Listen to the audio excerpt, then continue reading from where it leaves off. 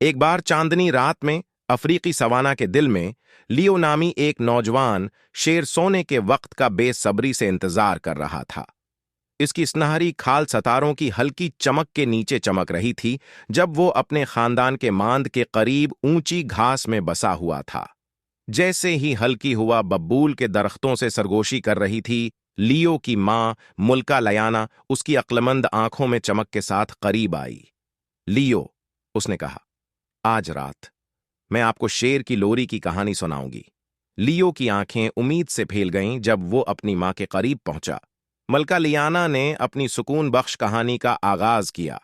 बहुत पहले, जब दुनिया जवान थी, औरीन नामी एक शानदार शेर वसिया मैदानों में घूमता था। इसकी दहाड़ एक राग की तरह गूंजती थी जो रात की मखलूकात को प्रस्कून करती थी।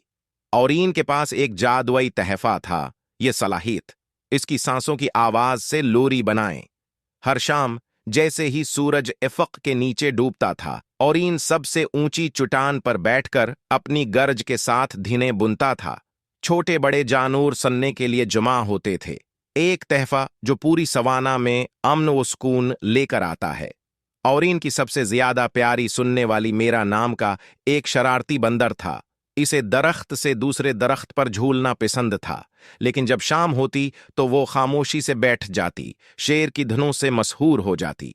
एक रात औरीन ने देखा कि मेरा एक शाख पर बैठी है, उसकी आंखें तारीफ से चमक रही हैं। तजस्सुस होकर औरीन ने मेरा को अपने साथ शामिल होने की दावत दी। दोनों ने मिलकर इंतहाई दलफरीब लोरियां बनाए। शेर की गहरी धाड़ें मेरा की चंचल चीखों से हम आहंग हो गएं और रात सुकून की संफनी के साथ जिंदा आया। जैसे जैसे वक्त गुजरता गया, औरीन और मेरा का रिश्ता मजबूत होता गया।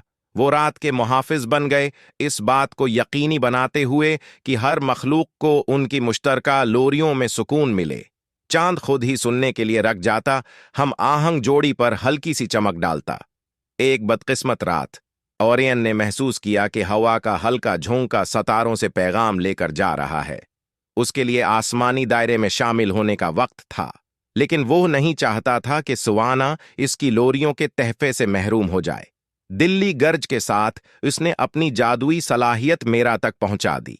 इस रात के बाद से मेरा ने रवायत को जारी रखा, शेर की लोली को फजल और मोहब्बत से गाया। सुवाना अमन की पनाहगाह बनी हुई थी और हर रात लियो औरीन की औलाद के तौर पर सरगोशी की हवाओं में अपने आबाओ अजदाद की लोरियों को सुन सकता था।